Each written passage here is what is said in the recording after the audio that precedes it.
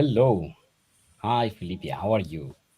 Hello, Mohammed. All good. How are you? All good, all good. Thank you for accepting our invite, joining this episode, talking about the most buzzword now, AI, and how the It data is. infrastructure is affecting the future of AI for us. But let me, at the beginning, just to introduce you briefly to our audience, then I'll let the floor for you to explain more about your background. Hello for everyone is watching us on our channels, YouTube, Twitch, LinkedIn, and Facebook. Today we have Filipa. She is a seasoned data and AI solution architect at Microsoft. Currently, she's based in Dubai with a background in cloud, analytics, and AI deployment beside the data architecture. She helps enterprises, clients to design and scale secured, and that's very important, the secured, high-performing AI solutions on Azure. Welcome, Filipa, for our episode today. Please feel free to explain more about your background, about what you would like to share with us today in the episode. Thank you very much, Mohammed. So, I think for my background, that would be a whole other session because my background is quite diverse. But thank you so much for the opportunity to talk today with you around AI and also like the infrastructure essentials. So, we'll talk a little bit about data architecture, security, and the overall wrap up of AI buzzwords. So what I currently do is I'm a cloud solution architect, like Mohammed was mentioning, and I work in data and AI. I'm super attached to anything related to analytics from on-prem to the clouds, and of course, most recently on AI and the agentic AI as well. So I think that's the setup for today. Interesting. Before we start our conversation, I'd like to remind our audience feel free to post your question or comment in whatever channel you're watching us. If we find some time at the end, definitely we can take some. But let's start with the foundation. When any kind of enterprise or business nowadays tries to implement or think about AI adoption or AI transformation, the first thing come to their minds and decision makers at these enterprises, the security, and where to start, and what should be considered, and what are the most critical stages to prepare the data for successful AI implementation, especially no data, no AI. What do you think about preparing for this kind of preparations for the data itself? All right, that's a very good question.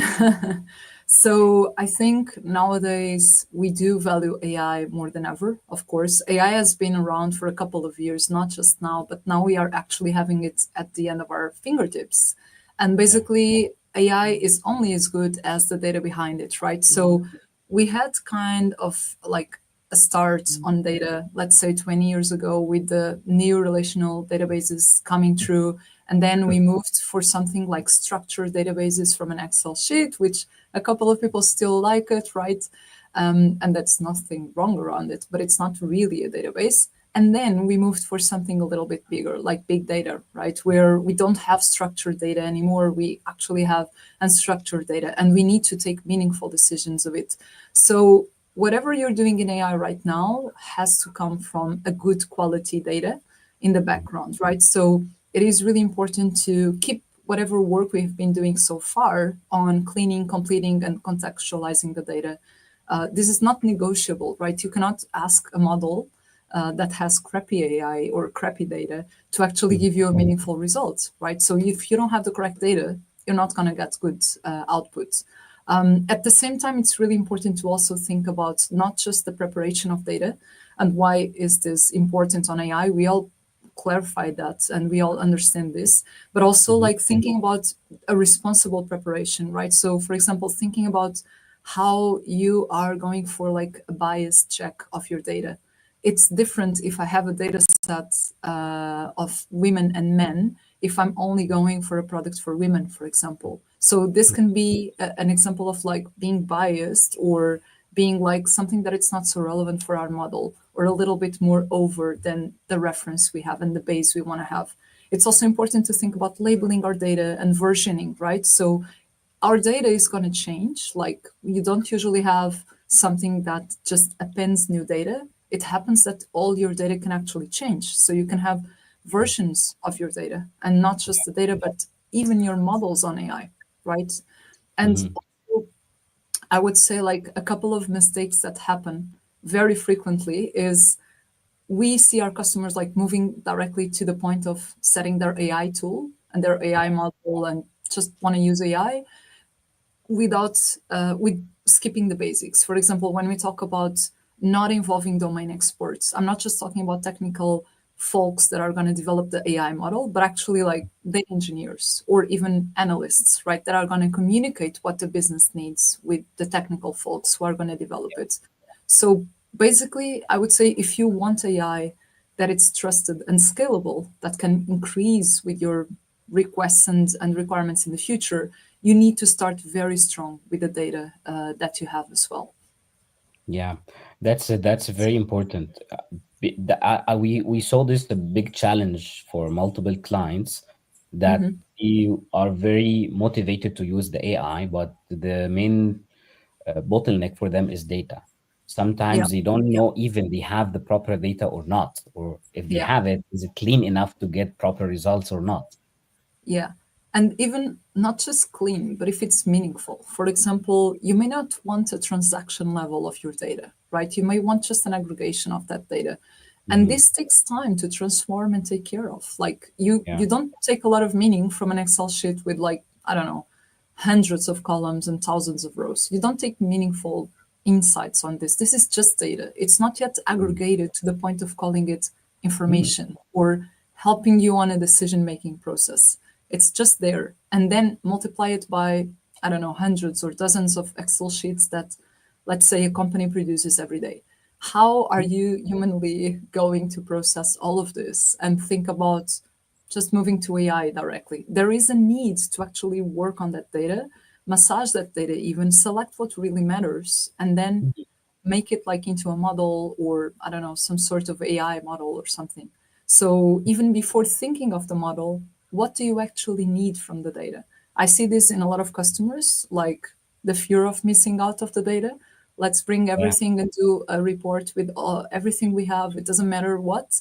And then you're just bloating that report model. When we think about AI, this is the context that you're going to give to your model. Is it that Mm. meaningful that you have like all the logs of a machine or all the IDs? Probably not, right? So there Yeah. is a lot of work to be done on the data engineering side for Yeah. sure. I Interesting. would say, Hmm. yeah, And this definitely it affects the quality of the model responses whenever we are adding yeah, just anything on our way from our old data logs. Definitely, there will be some responses, but the quality of the responses and hallucination level of the models, it's totally different when we have, as you said, meaningful data. That means yeah, we need to do the homework first to prepare the proper data. Not about having, you're right, not about having a clean data, but meaningful data. That's very yeah, important. exactly. Yeah, Interesting. I think so. Especially for choosing a model that will help you on what you're looking for. If you are an HR assistant, why would you have, for example, data from your machinery? Like this is Mm. totally unrelated. There is no Yeah, context for anyone from HR that can yeah, actually take from there. So it's quite important, yes, yeah, for yeah. preparing your data.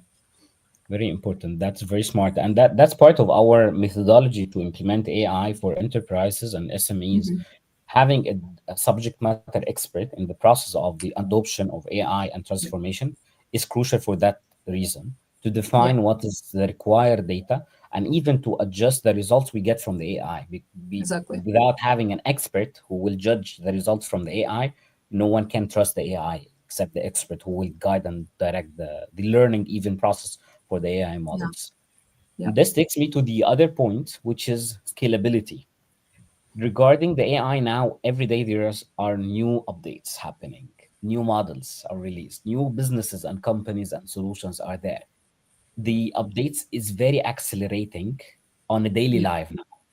How do you think the businesses or enterprises need to consider the scalability part of the AI when they adopt and implement AI to have a more structured and scalable architectures when we talk about AI, considering this kind of crazy or very accelerated updates and changes? Good question. I think even for developers, that's a hard one. because whoever works on the models, like it's literally like next day you have 50 new deployments of something new, models, new technology, new tools, etc. So I would say it's not just about the technology, but also about the adaptability of the model as well. Yeah. How good is it for the data that you will have tomorrow, the model that you are creating and testing and training today? So I would say it's very important to build not just for scale, but for change in the future as well. Like you should be able to accommodate whatever is going to be needed on the business side with that model and AI, right? So, for example, have something that it's modular, right? That you can change small pieces of it, or anything like cloud flexible, even like if it makes sense to choose and go for a hybrid approach instead of like being only for one choice or the other.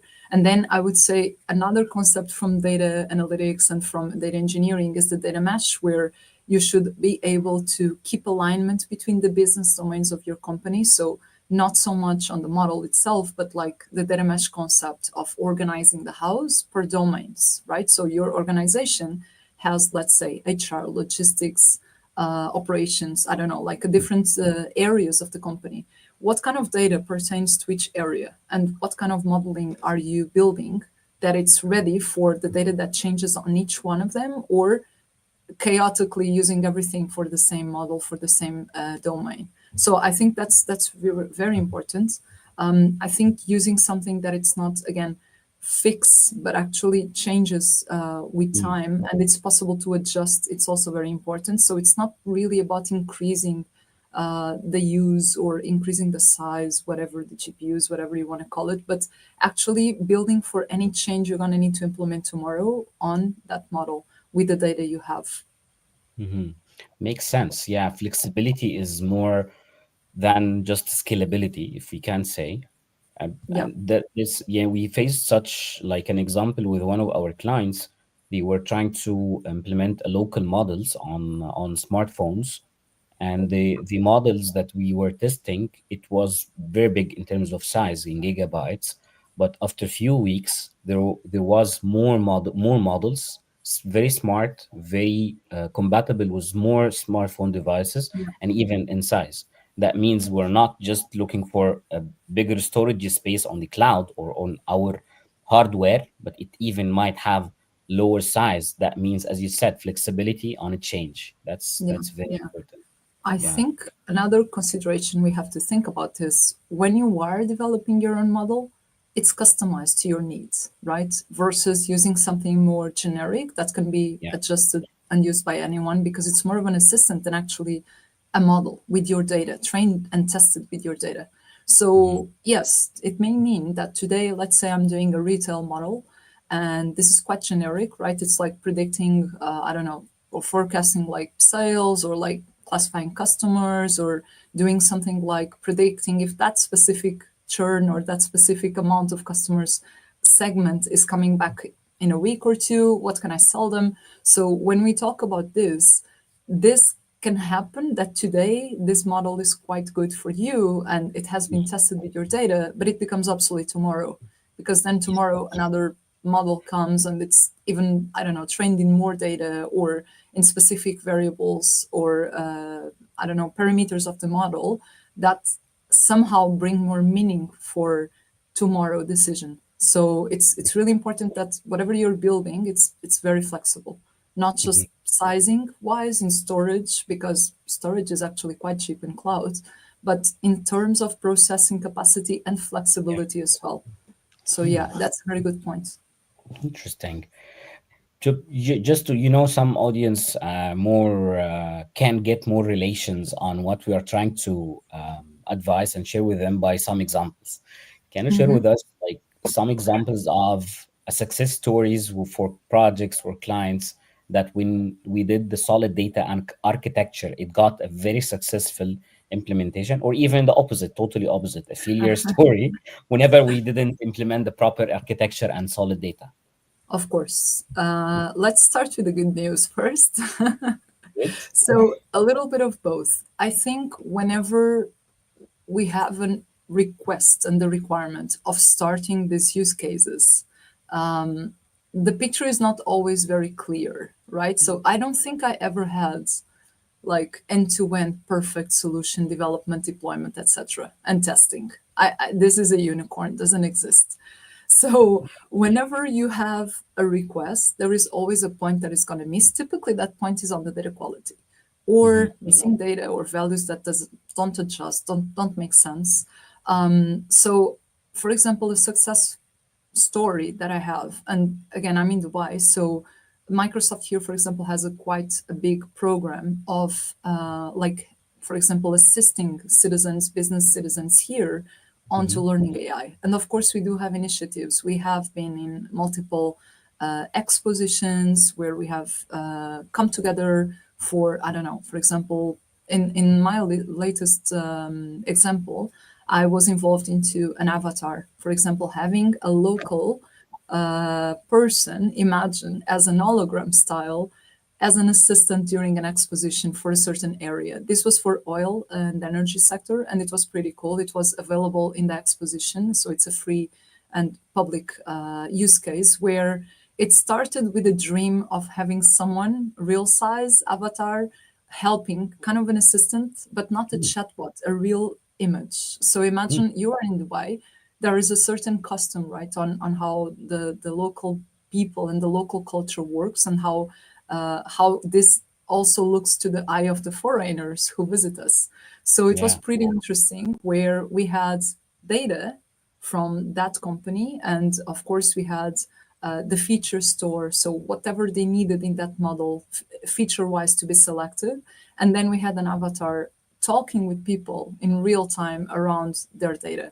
Of course, in here, there is a subset of data selected because it's an exposition. So of course, it's a very public or customer service, let's say, sort of style of avatar, but it was pretty neat to have this. And it was quite cool. We built this in 2 weeks, very quick.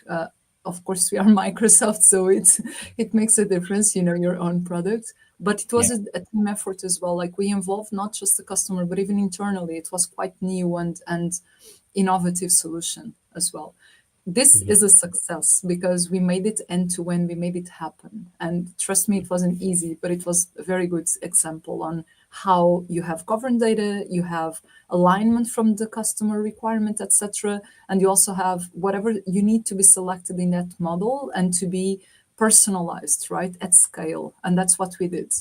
In terms of failure, I don't think there is like a failure per se, like let's abort the program or the project, not like that. But I would say, again, the hard parts are, or the hardest parts are definitely the data quality piece, or for example, not knowing who are the end users of your model. That's a concern. I'm sure we'll talk about security later, but that's a concern we should really keep in mind in AI. When you develop a model and you train this with a certain data point that you actually don't want to be exposed, but guess what? Your model was trained in that data point. So of course it will deep dive and probably even show that data, and it becomes hard to think and control access to that through a model, right? If you enable this model internally in a company, for example, that can be something not everyone thinks before it actually happens. So yeah, I would say that's the two use cases, good and bad. Interesting. That as we were talking about, the data is very important part of the AI adoption. Without data, no AI, if we can say that.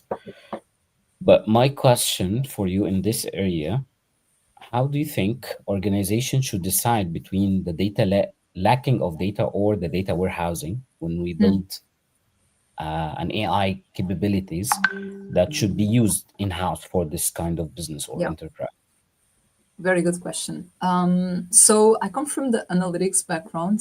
I have my love for data warehouses, of course, but of Yeah. course there is an evolution, right? So we are not anymore on relational database concept because not all our data is structured, right? We don't have just Excel sheets and pretty tables organized, incomplete or not, but we do have lakes of data where we literally dump whatever we have, being structured or not, being a log, being machine readable or human readable, right? Like you can have CSV, or you can have an image or a JSON, or I don't know, like a snippet of code or Python or you name it. And each one is going to fit its purpose. When we talk about the data warehouse, definitely it's for governed and structured data. And when we talk about the lake, it's for raw and exploratory analysis, right? And this data lake concept is very interesting because it removes the need of structuring all your data before you actually have to feed it, for example, for a model. So this data lake is where I see a lot of organizations benefiting from. However, a hybrid approach can also be taken here. I work a lot with a product called Microsoft Fabric, where we actually mention and recommend the customers medallion architecture, which comes from Databricks technology. And this medallion architecture is a layer or 3 layers of curating your data through a raw state to a gold layer where you can feed reports. So by the end of the day, it's definitely going to be according to what the customer needs, right? If you ask me, look, I have a customer who needs an AI project and they are going to involve their data science team, etc. Probably they want to access the data before it's aggregated to a level of the reports, right? Probably they need to access this data to a level where they may want to create, for example, a model on data quality on top of the data that's missing, for example, or they want to have some sort of, I don't know, some framework of qualifying the data and choosing that is not good versus what really matters. And that's typically done in an intermediate layer, not in a warehouse. But the warehouses are not dead, and they are quite useful for more into the reporting layer. I wouldn't say for AI as much, but it really depends what you're looking for as well. Interesting. That takes us to another challenge, and definitely I see for all kind of enterprises, whatever the size of the business, which is the unstructured data. As you said at the beginning, it's not about how much data we have or even how clean, but it's how meaningful the data Yeah. we have to save the resources of processing power required for this AI application or models. But now for the unstructured data, even with multiple formats like text, images, videos, data logs, whatever kind of data, how do you think the best way for enterprises to deal and handle such an unstructured or scattered data? Yeah, very good question. I think the earlier the data is processed, the merrier, right? So you have to think about if you're going to need this, you need to have an implementation plan on data transformation, cleaning, processing. Otherwise, it will be a mess, right? And it is common to have more than a data source, like hundreds of data sources, and to think of a way to put it in a structured format or an organized platform, not structured, but actually organized way to feed different areas of the projects. For example, when we talk about AI or when we talk about simple reporting, for example. So it is quite important to organize it at earlier stages if you are able to, right? Or, for example, enforce some sort of masking from your CRM systems, like where you are making sure the completeness of data is there. But at the same time, when we talk about unstructured data, you will need way more than this. You will need more than just completing the data. You will need classifying that data, tagging it, even vector search that data, for example, right? So you may need to use like any cloud native tools to actually automate this handling. Like think about, I don't know, a function on Azure, for example, or any sort of orchestrator of this data and put it in a platform or in a SQL database or any OSS open source database, for example, because it's going to be a big chunk of data. And then it's about discovering this data, not just storing it, because you will be doing the same we have done for years, which is store all my data and leave it there to die. I have no interpretation of this data and nothing. It's just because I'm scared of losing it in the next 10 years or something. Yeah, the power of So ownership. We need to own everything. yes, it's kind of a hoarding moment, right? For, I don't know, businesses. So Yeah. I think discoverability here is key, right? Not just storage, but discoverability. Like, what are you going to do with this data? Is this something that you're going to need later? Are you planning to actually use it and process it later, feed it to a model or AI, or I don't know, like when you're just storing, there is no meaningful process happening there. You're storing it. Maybe you have a requirement, like for example, of storing this data. That's what we see in multiple entities, right? Like multiple organizations, they have a requirement of storing all their data. So maybe that's one story. But when we talk about meaningful process, definitely there has to be a push in a mindset of not just storing, but making it discoverable or maybe even accessible to some users and some teams that are going to process and bring the next stage of that data, right? The next step of like AI or reporting or decision making even. Interesting. That's an important factor to implement definitely AI regarding the data management, the data cleaning. And I know this is a bit hard for businesses, honestly. I worked for Yeah. corporate for a long time, and whatever data we were able to collect, just we were getting it. We might need it like after 100, 200 years, who Yeah. knows. That's a big challenge and a big problem. But the other challenge nowadays, whenever we're talking about AI, and honestly, this is the first question most of the business leaders asking us for our advice on regarding the security, Yeah. Yeah. especially when we try to implement these AI models. Definitely, it will be very high cost whenever we're implementing such AI models on their in-house, in-premises servers or whatever.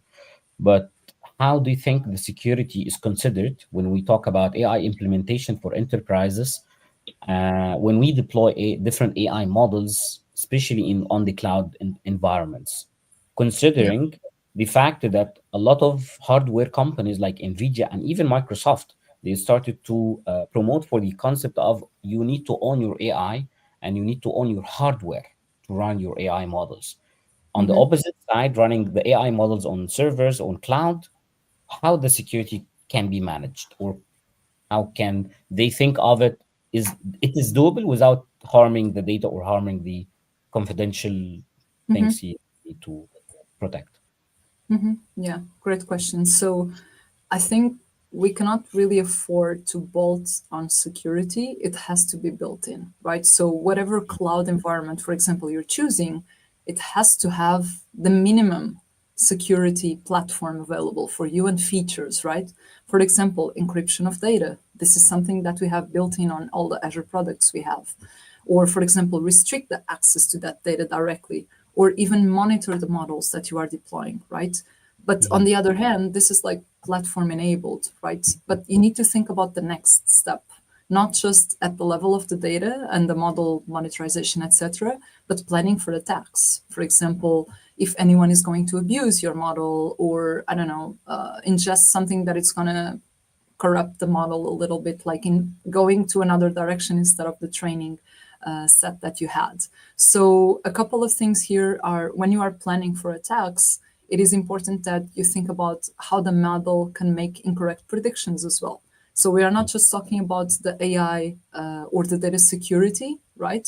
We are talking about also the AI model security, which is very Mm. typically overlooked part of the deployment. So it's something that typically comes after when it's already deployed, and then no one knows how to answer correctly, or it's a problem. So when you think about making, for example, incorrect predictions, this is obviously a problem in AI, right? Because you may misclassify an image, or you may, let's say you're applying this model at healthcare, and then you have, I don't know, an X-ray or an ultrasound that it's incorrectly misclassified. And let's say that you go after this step, but you don't have a human intervening on this. This can be something very crucial and very impactful, right? Yeah. In a wrong sense. So it is very important to design to like the model in a way that it cannot be fooled, right? And it has to be obviously very tested.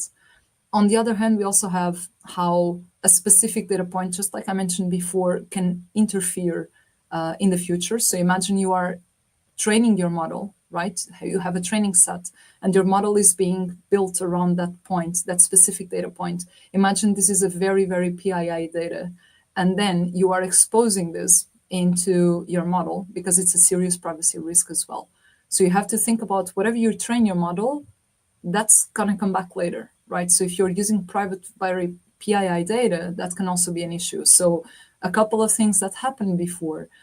You're probably well, this was like 2 years ago or more, but when ChatGPT came, like in October 22, I believe, this was something that there were a couple of news of, for example, software engineers who were testing the code on ChatGPT. They were just writing, and then they would have a beautiful code's optimization or whatever, like a script a little bit better than the one they put there. This is a problem because every model that you are feeding the data to, even if it's a snippet of code, it's building its knowledge on what you say. So this is a big issue in terms of privacy. So if you put your data there and it's PII data, obviously this is going to come back. And it's not a good practice for anyone to put their own private data on a model that is publicly used, right? Yeah. I would say, for example, responsible AI and governance as well should be ensured when we talk about security. So making sure that there is fairness and evaluate the bias across, for example, demographics and kind of mitigate this, right? But also make sure you can explain and provide outputs especially in regulated sectors that follow compliance like GDPR or HIPAA or any other like compliance rule or regulation. And at the same time, make it auditable, right? You have logs and you have model decisions that can be traced as well. So it should not be left alone just because it's an AI model. It should actually be traced later and always keep improving whatever you are observing and monitor it. This is not just for AI, it's for any service on IT, especially on cloud. Yeah. It should be monitored, right? For its performance, for its, in this case, not just performance, but explainability and bias, right? So I think it's very critical to observe and definitely make sure the correct people have the correct access to the model as well, or the correct users as well. Yeah, that's totally true, and that's part of the fear of using and adopting AI Yeah. regarding the risk behind the way we train and educate the AI models on our data and how it might fire back and make any troubles for us in the future. But having an expert or a domain expert in Mhm. not only the domain itself that we implement AI for, but as well in the security part and the data part, it's very important in the transformation journey because it's a journey. It's not just Yes, like implementing definitely. a platform like the normal digital transformation. The AI transformation, it's not just a snapshot of something we need to implement. It has a lot of steps, and even after the deployment, definitely you know this, we might need still keep monitoring, as you said, Yes. monitoring the Yes. behavior of those AI models. And that takes us Yeah. to the next important point regarding the, the ethical part of using an AI model. How do you think organizations can embed the ethical principles or the responsible AI practices on their infrastructures? Is it Yeah. doable even, or how do you think this can be implemented? Okay. If we go a step back for the previous question onto what you just mentioned around like thinking how this can be implemented, etc., I would say this is not something that we do again just at an AI project, right? So it's not new for the digital folks. I would say the IT people to actually monitor it and think about logs and follow it through. But now we are talking about something that's at the use of every user, at the exposure, sorry, of every user, every end user, right? So I Mhm. think that's also a big difference from the previous digital projects we have in IT, where typically you would have, like, for example, end users that would just, like analysts, for example, before it reached the VP, etc. Now you're talking about something that it's deployed worldwide for everyone. Of Yeah. course, we're talking about an organization, it's smaller set or scale, but you can have an organization that it's exposing, like, for example, a model or making like a customer's support model, like let's say a bot, for example, but with the data from the company or from the customer itself, right? Mhm. So this is a different scale that we are talking about. I think that's why AI sometimes it's so hard to control for some users because it's just being used very broadly and the scale is huge. Mhm. And now when we talk about ethical and responsible AI, I think it's for the whole life cycle, not just steps of the development of the model, for example, right? So when we talk about embedding like correct ethical principles and practices on the architecture or infrastructure of your AI model or adoption project, whatever, it's not just during the model development, but it's on the entire AI lifecycle. So I would say definitely points like responsible AI, where you have fairness in the metrics that you are evaluating, the explainability of the model as well, the documentation that was fed to the model even, right? And the diverse voices during design of your model, for example, to improve your outcomes. So this infrastructure should be built definitely to support transparency and think about having AI governance frameworks, for example, where you can standardize policies, right? Like guidelines for data sourcing or using the model, how is the usage done, or how you mitigate bias, or even simply having human oversight, right? I don't think we are yet at the level of like leaving it all for AI to handle and be self-sufficient. There has to be some human oversight, even if it's just at the downstream of utilizing it, right? Whatever feedback you have from an end user on your model, it's definitely very important. For example, we do have Microsoft is a good example. We have, for example, Copilot, right? It's known by everyone, just like ChatGPT. So imagine like if you would ignore what the end users say about the usability of the model and the assistant and even the features that are selected on the product, it's important to hear what our users say and how good the model is, how practical the tool is, and correct as well. Integrating the AI into machine learning infrastructure is also very important. When we talk about bias in the data, just what I said before, if you are looking for something that it's commonly going to be used worldwide, you cannot have a subset of data, right? You cannot think about data that it's like pushing for one side or the other of the equation here. So it is also super important to track whatever sources you're using, right? Like obviously, if I'm in the Middle East, it doesn't make sense maybe to use demographics like, I don't know, in South America or something like really far away. So it's a little bit on developing the model, considering the fairness that you have and explainability. Like, for example, there are libraries for that as well while you're developing your model. And also, one very important topic, consider, for example, synthetic data, because not all the data that you have is going to be public, right? So when you're talking about privacy during model training, synthetic data is definitely a step up here as well, where you can use this data. It will still give you meaningful results, but it's not like compromising how good the model is. At the same time, it's not exposing the data that should not be exposed, that it's super private to each one of us. And definitely enforce transparency and accountability. Like, what's this model for? What's the purpose? What's the limitation? What trained data was used to set it up? So, and evaluate all the models and the data sets as well. So I would say it's quite a sensitive topic, of course. And in sensitive use cases like hiring, for example, someone in HR, having the human oversight, it's very important on the decision-making process. Interesting. I think the implementation of AI, it has like a combination of multiple stakeholders, or even more than the typical digital transformation, because we have business stakeholders, we have AI teams that's totally Yeah. different than software engineers, beside the data architecture and the security and all of these things.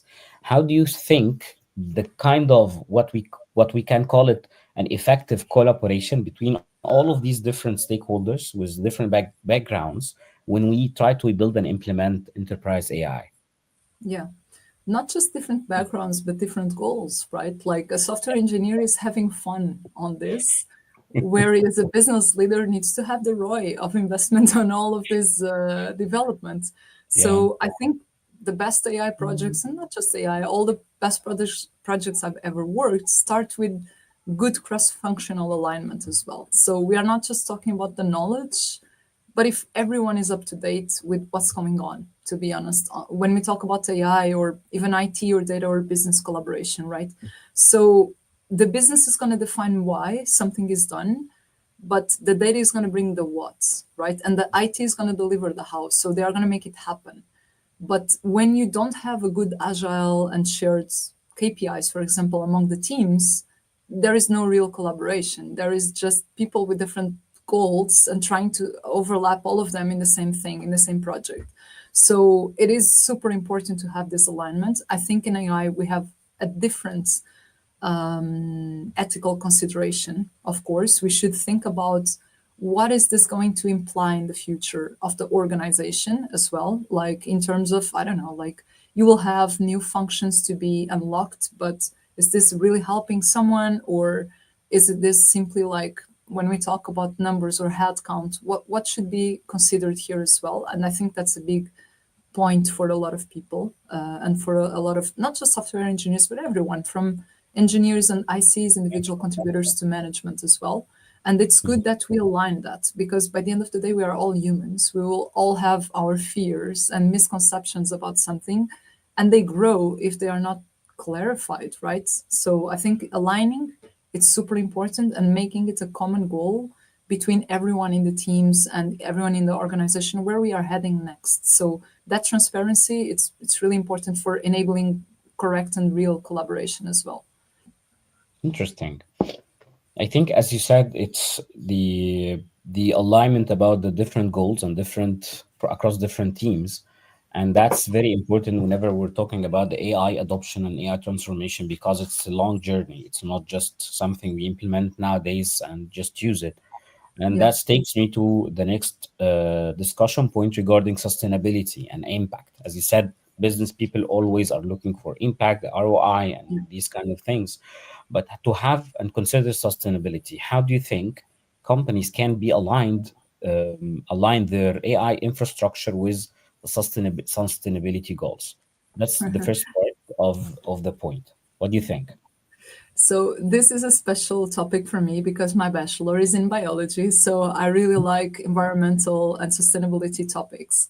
I know about my company on this one, Yeah, yeah. but what I have to add is definitely efficiency is not a climate goal only. It's actually a business goal. If you notice, for example, we had COP28 in Dubai Mm, almost 2 years ago, and yeah, the amount of people that show there are not typically the, let's say, like the people you're expecting to think about environment, like biologists or scientists. No, we had C-levels and executive level and even the sheikh of UAE. So all of these different people bring to the table a different goal, but it's a common background, which is, or a common base, which is yeah. environmental. We all know there is an issue on sustainability. The planet is Mm, not going to dure forever. So we know there are limited resources and not everyone is privileged enough to access them, unfortunately.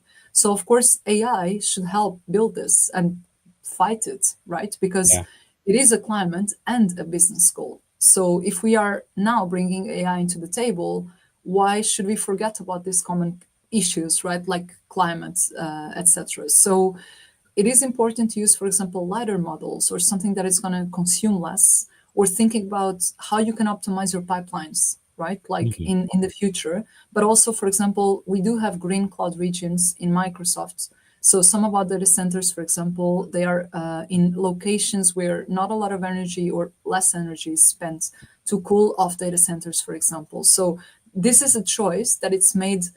It's quite funny because when I started in Microsoft 5 years ago, I would never think, okay, how am I going to like improve sustainability by telling a customer to choose a product over the other? No, it's not about that. It's about it goes to the level of the product, but also like the data center region. How is this utilized, right? And many other factors as well. Like you can, for example, think about optimization. You can think about reducing the charge that is done each model runs, for example, or for example, should you run a model for longer, or and let it like do it in a smaller computational power place, or let it run shorter but use more resources? So we do have in Microsoft a sustainability calculator as well, which is pretty cool to think about. Like it's not just a sexy topic, it's actually something that has a future, and I think more and more companies are thinking about it, and data strategy is directly impactful on the environmental footprint of an organization. So this is definitely a thought, a food for thought, I would say, mm. not just for projects, but actually what you are running and what is that spending at the end of the day. Interesting. Yeah. Regarding the data efficiency, what is the role does the data efficiency play based on this kind of sustainability constraints, security, and all the details you shared? Can you repeat that? Sorry, Mohammed, I lost Yeah, you. what role does data efficiency play Okay, whenever we're so talking about imagine, sustainability? yeah, of course, imagine you're running something for 10 hours versus 5 hours. That's already a decrease, right, by half. And when we say run, whatever runs on the cloud is supported by a data center that exists physically, right? And it's spending machines, it's spending compute, it's spending like something powerful enough, right, Sure. to Yeah. support that. Like cloud is not on the other, right? It actually exists. It's supported by a bunch of servers in a Yeah. data center, right? So when we talk about using that for 10 hours versus 5, that's already an improvement, right? Ah, And it okay. makes a difference, not just sustainability, but also pocket wise, of course. So it's an optimization. But I was saying if you should think about, for example, running longer, but in smaller computational power, or running shorter, but in a higher or a biggest amount of compute. So that's Mm, also a trend of that you have to consider. Like our calculator is pretty good on that. It's pretty interesting. interesting. And I think more and more solutions are coming for Mhm. sustainability. Even in Microsoft, we have like the ERG, which is the sustainability reporting specific per metrics of the organizations and areas of like retail or FSI, for example. But at the same time, we have solutions developed like templates already existing just for sustainability in our data platforms as well. In AI, this is definitely a good thing for the next projects. Interesting. Yeah. I think part of this point, the sustainability and the data efficiency to be more sustainable, again, Yeah. it backs to your first point, which is data, meaningful data, not Yeah. just get Exactly. everything, just save Exactly. time, save cost, save even the power of your servers and machines by Of just course. getting the proper data for your models to train, not just everything. Exactly. Yeah, yeah. Yes. Okay, interesting. We're coming to very close to the end. Just reminding our audience, if you do have any questions, please drop in the comments. We might take some at the end. But every time we talk with an expert like you, we always need to learn about the trends. But my question Of is course. split in two parts. The first one, what trends do you think organizations should keep in mind or learning about whenever we're talking about AI infrastructure? And how do you think organizations or businesses need to be prepared to evolve with the technology, especially with this accelerated changes and updates in the AI? Yeah. Well, that's a very hard question. In terms of updates and actualizations, like so the trends right now are not just the models that we heard 2 years ago, like GPT, etc. Now we have, for example, agentic AI, where you're not just doing something to help you think, but actually to help you do, which is great because it means we are making things happen, not just how do we do it, it's actually how do we make it happen now. And a lot on the AI trend goes for agentic AI, of course. So this is definitely something that is a trend right now. I think another thing to consider is for example, all the foundational models that you have, right? And all this agent story now coming together. So whatever you have been doing before, it doesn't mean it's obsolete already. And Mhm. definitely it won't be if it's something that it has been customized and curated for your company. But thinking how you can take the next step for not just showing how something is helping you, but or assisting you, but making things happen. So one good example is, for example, in my MBA capstone, we made this crazy tool. Of course, it was not like working yet like a production level, but our tool was around, okay, we have the assistant and we are doing a business plan on it. But what's the next step? How do we actually make this a diverse product and we bring value proposition to our tool, right? So it's not just about, in our case, we had a venture capital tool that would help our, for example, our angel investors or like any VC person to choose a startup. But then there was something missing, like how do you continue this collaboration with a startup to invest? How do you think about the next step of making something happen, like network and due diligence? So that's when we understood, look, we are missing the action and not just the point of the model, but something to come afterwards. And definitely that will be a next trend. Like we are already seeing that you can build agents with copilots, and it's something that it's already a template that it's there Yeah. for any user. It's not just about chatting with Copilot, helping it, I don't know, craft your emails or summarize your meetings. No, it's actually about next step. How do I evaluate something and put an action on my model? So pretty cool. That's the Interesting. trend. Yeah. I think this changing a lot of even way of thinking to solve a lot of Yeah. problems we face. It's becoming much easy now to build like a low code, no code agent using Copilot or Yes. using other tools Yeah. just by even by chatting. I just brainstorm with the agent builder and explain more about my challenge, about my objective, and it starts to get me something. I Yeah. think this will change a lot of things in the near future. And whenever we talk about the AI, whenever we say near future, it means days, not Yeah. It's years. not a year or two. It's actually like tomorrow, next week, next month. Next Yeah. week, yeah. Yeah. Until a really cool, crazy feature comes out and you're like blown away. So yeah, pretty cool. Interesting. Yeah, interesting. I think we got to the end. The conversation with you, Filipe, is amazing. I learned a lot about the thoughts of the infrastructure, the data, and the data is always like a nightmare for businesses whenever we need to get clean data. Whenever, and you refer to a very important point regarding data, meaningful data. I think this Yeah. could be the quote of the conversation. Having meaningful data for AI is everything, not just data, not just a lot of data. It's meaningful data for Yeah. sustainability, for saving cost, for even flexibility of building your AI models. Definitely. Yeah. I think one good point is, again, if we talk about flexibility, is like building with this flexibility, right? So there are so many tools that it's also an interesting point of exploring what's in there, right? Like, and nowadays everything is quite connected and OSS. So you have a lot of open source and Yeah. learning communities as well.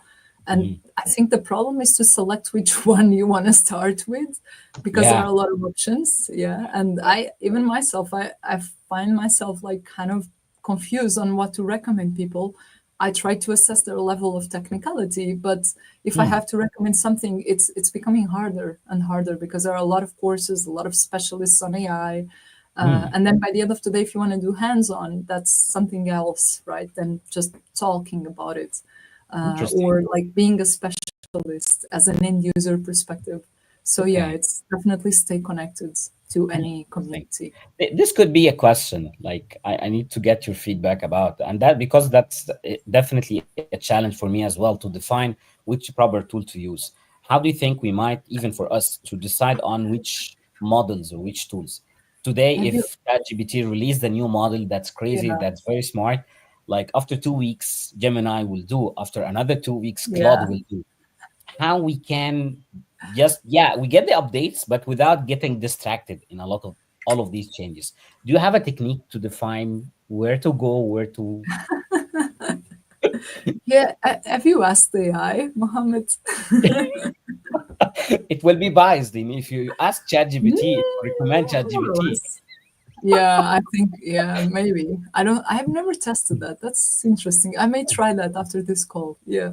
Yeah, But I think I very think it challenging. depends. It depends what you're looking for, and the interface is very important, right? So I obviously prefer Copilot, but for example, Hmm, for my internal business purpose, because I'm from Microsoft, so it really helps me internally to my professional life, right? Whatever I need to organize, I use Copilot immediately.